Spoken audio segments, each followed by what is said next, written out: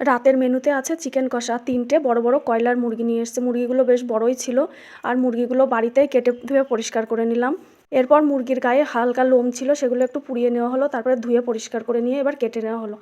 বেশ বড় বড় মুরগিটা একটু দা দিয়ে কেটে নিয়ে তারপরে ছোট ছোট করে পিস করে নেওয়া হলো। বটি দিয়ে না কাটা যাচ্ছিল না, তাই এইভাবে কেটে নেওয়া হলো। আর অনেকটা মুরগি বলে 3জনে বসে পড়েছি কাটার জন্য। এবার রান্নাঘরে চলে এসেছি।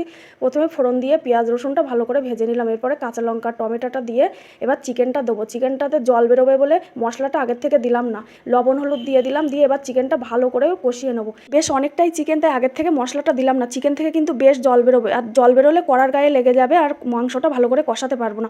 আর এই চিকেনটা ভালো করে না কষালে না ভালো লাগবে না। তারপরে চিকেনটা বেশ কষানো হয়ে গেছে, জলটা শুকিয়ে আসলে সমস্ত মশলা দিয়ে আবারও কিন্তু চিকেনটা বেশ অনেকক্ষণ ধরে কষিয়ে নেবো। কষাতে কষাতে চিকেনটা কিন্তু সেদ্ধ হয়েই যাবে। তারপরে অল্প একটু জল দিয়ে চিকেনটা এবার একটু ফুটিয়ে নেবো। আর চিকেনটা কিন্তু কষা কষা হবে। সবশেষে গরম মশলা মিশিয়ে নামিয়ে দিলাম। চিকেন কিন্তু